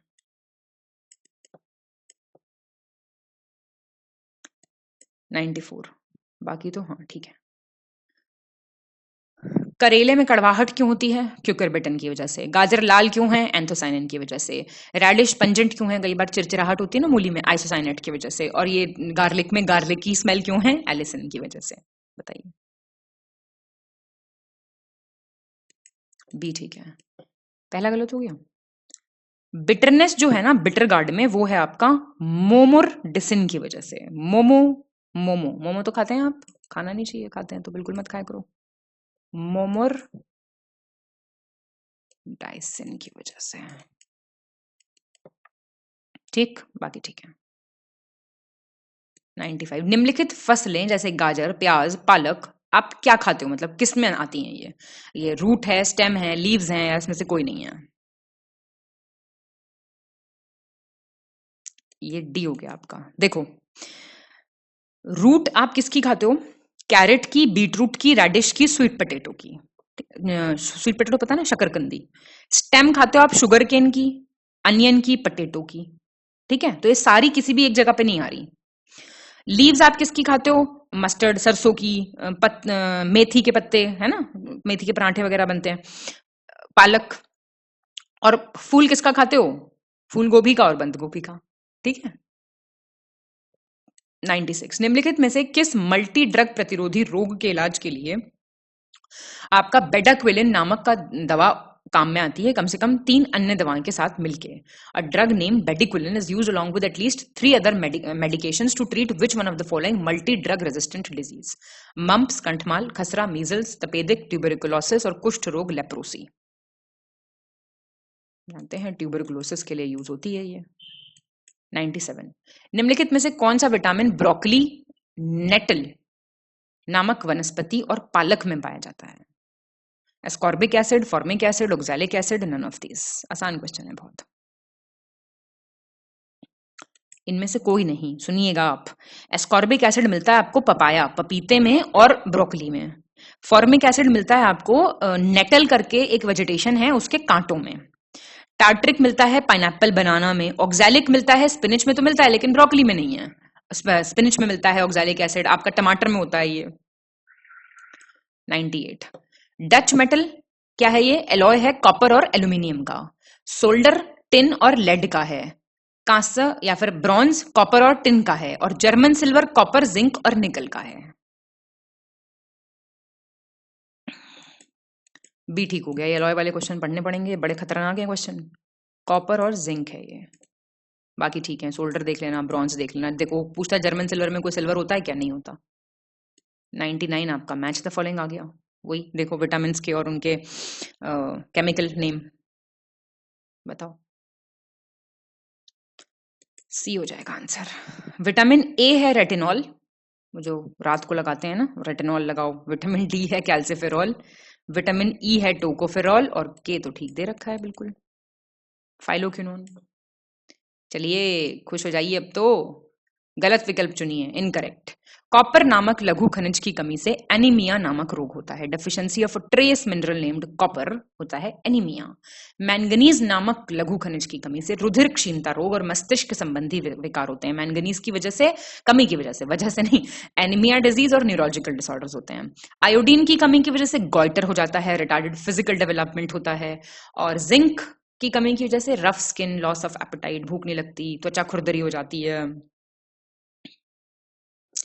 बी गलत है। कोबाल्ट की कमी की वजह से होता है ये, एनीमिया और न्यूरोलॉजिकल डिसऑर्डर्स। ठीक, तो इसके साथ आपका टेस्ट हो गया खत्म। अब जरा मुझे आप फटाफट से अपना स्कोर कमेंट करके बताइए, ठीक है? जो भी आपके मार्क्स आए उनको कमेंट कीजिए, नोट्स बना लीजिए, प्रिपेयर कर लीजिए, क्या पता जाएगी, कुछ नहीं, थोड़ी मेहनत लग जाएगी आप लोगों की। हंसते रहिए, मुस्कुराते रहिए, मेहनत कीजिए, मेहनत का फल आपको ही मिलेगा। अपने लिए मेहनत करेंगे, किसी और के लिए नहीं करेंगे।